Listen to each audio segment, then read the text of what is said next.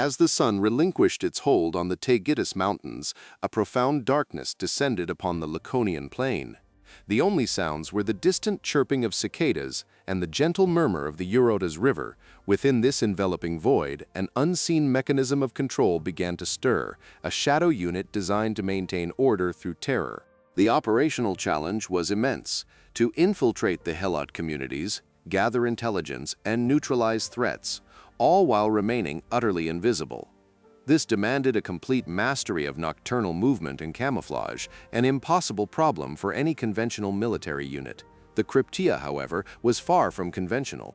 The infrastructure for this stealth operation began early in the Agoge. Youths selected for the Crypteia were subjected to extreme isolation and deprivation. They learned to move without sound, to interpret the slightest shift in wind or terrain, and to navigate by starlight alone.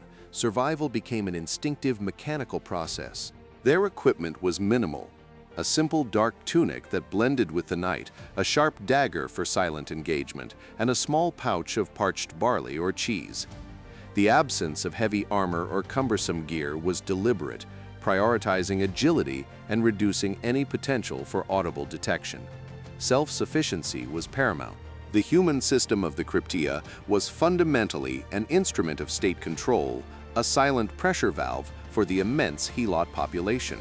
Its institutional logic was clear. The constant threat of lethal, unidentifiable force kept the subjugated populace from coalescing into an organized rebellion, ensuring Spartan dominance. Selection for the Crypteia was a brutal meritocracy, identifying individuals who exhibited extreme cunning, resilience, and an unwavering commitment to the Spartan ideal. These were not merely soldiers but hunters, chosen from the most promising graduates of the Agoge, often marked by a disturbing proficiency for silent action. Upon activation, the chosen youths were dispatched, often alone or in pairs, into the Laconian countryside. They operated beyond the visible structures of the Spartan military, becoming ghosts in the night. Their mission began with observation, a cold, systematic assessment of helot settlements under the cover of darkness. The Crypteia developed an almost preternatural ability to blend into the natural environment. Their training included prolonged periods of living off the land, indistinguishable from wild animals. They learned to interpret the sounds of the night, not as noise, but as a complex map of movement and absence, allowing them to track and evade. Their movement protocol was precise: low to the ground, slow, deliberate steps, always testing the terrain for loose stones or branches. They utilized shadows cast by moon or stars, employing an intuitive understanding of light and depth to cloak their presence. Every motion was economized, every breath controlled. When direct action was deemed necessary, the engagement was swift and silent. A Crypteia operative would close the distance with unnerving speed, dispatching a target with a single, precise knife strike. The objective was terror through deniability, leaving no witnesses, no identifiable perpetrators, only the chilling message of omnipresent danger. The psychological impact of the Crypteia was arguably its most potent weapon. The helots lived under the constant amorphous threat of an unseen enemy. This manufactured paranoia served to atomize resistance, preventing large-scale organization, as any individual could be a target and any shadow could conceal death. Compared to the organized, visible military patrols of other city-states, the Crypteia was a distinct and horrifying innovation. Athenian policing, for instance, relied on Scythian archers in plain sight, maintaining order through overt presence. The Spartan system operated from the inverse, an absolute absence of presence, yet absolute control. Persian empires managed their vast territories with established garrisons and a clear chain of command, imposing order through sheer visible force and logistical might. The Crypteia, conversely, was a decentralized, almost cellular intelligence and enforcement network, a shadowy counterinsurgency operating beyond the reach of conventional warfare. This radical departure from contemporary military and policing doctrines highlighted Sparta's unique societal structure. Their reliance on a vast, enslaved population necessitated methods of control that prioritized stealth, psychological warfare, and the systematic elimination of potential threats, a grim testament to their internal anxieties.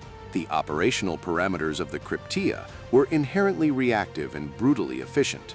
Unlike the structured military campaigns against external foes, this was an internal clandestine war. It was a mechanism designed to prevent the emergence of leaders among the helots, decapitating any potential uprising before it could gain momentum. This system, while effective in maintaining order, necessitated a profound moral cost. The individuals within the Crypteia were hardened to commit acts of extreme violence in the name of the state, often against unarmed civilians. This desensitization was a deliberate byproduct of their training, creating detached instruments of terror. However, the very rigidity that defined the Crypteia and its parent Spartan system also harbored the seeds of its eventual collapse. While initially devastatingly effective, the brutal efficacy of such a system was unsustainable over centuries. The constant pressure on the helots fostered deep-seated resentment rather than loyalty. The secrecy and deniability of the Crypteia, once its strength, also limited its adaptability. It operated on a principle of shock and awe, but as generations passed, the helots developed their own survival strategies, learning to anticipate and mitigate the threat, or simply enduring it with hardened resolve. Furthermore, the demographic realities of Sparta began to erode the system. The number of full Spartan citizens, the only pool from which Crypteia members could be drawn, steadily declined. This meant fewer operatives were available to patrol an ever-present and numerically superior helot population, straining the network. The reliance on constant internal suppression diverted significant resources and manpower that might have been used for external defense or broader societal development. This internal bleeding weakened Sparta's overall capacity to project power, leaving it vulnerable to more flexible and numerically superior external enemies. The Crypteia's focus on maintaining a static, hierarchical order through fear inhibited any possibility of social evolution within Laconia. It entrenched a system of exploitation that, while offering short-term stability, prevented the integration or uplift of the helots, a critical demographic and economic asset. The very success of the Crypteia in suppressing immediate threats inadvertently stunted Sparta's capacity for genuine social cohesion. The internal focus on controlling the helots precluded the development of more equitable or integrated social structures, locking Sparta into a rigid, unsustainable model based on perpetual subjugation. This clandestine system, designed for a specific internal threat, proved ineffective against broader geopolitical shifts. As external powers grew in strength and complexity, requiring diplomacy and economic flexibility, the Crypteia offered no strategic advantage, instead consuming vital attention and resources internally. The long-term psychological toll on the Spartan citizen body, particularly those involved in the Crypteia, was profound. Living in a state of constant, low-level internal warfare and perpetrating sanctioned terror fostered a brutal pragmatism that might have dulled broader ethical considerations within the state. The existence and methods of the Crypteia also contributed to Sparta's diplomatic isolation. Other Greek states, while perhaps understanding the necessity of control over large enslaved populations, viewed Sparta's extreme measures with a mixture of fear and condemnation, hindering the formation of durable alliances. Economically, the Crypteia did not stimulate growth, but merely maintained a static system of extraction. The constant need for surveillance and brutal enforcement diverted labor and ingenuity from productive ventures, contributing to Sparta's eventual economic decline relative to more dynamic city-states. Ultimately, the effectiveness of the Crypteia waned. While initially a terrifying unknown, generations of helots learned its rhythms, its vulnerabilities, and how to operate within its shadow. The element of surprise and amorphous terror became less potent, replaced by a grim, if suppressed, resilience. The system could not prevent major helot revolts entirely, nor could it prevent the broader decay of Spartan military might. The Battle of Leuctra in 371 BCE, for instance, dramatically exposed the cracks in Spartan society, including the deep-seated resentments the Crypteia was designed to suppress.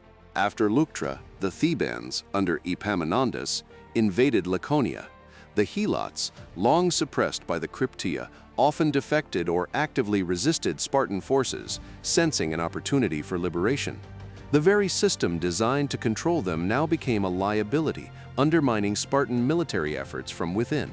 The establishment of Messon as an independent state, populated by former helots, dealt a final crushing blow. The existential threat that the Crypteia was built to combat, A free, unified helot population became a reality, signaling the irreversible decline of the Spartan internal security mechanism. The rigid structure and singular focus of the Crypteia, while effective for a time, ultimately prevented Sparta from adapting to a changing world. It was a system built for a specific static threat, unable to evolve or contribute to a more complex, dynamic strategic environment. Its mechanical efficiency became a historical anachronism. The legacy of the Crypteia is a stark illustration of the inherent tension between absolute control and long-term societal stability.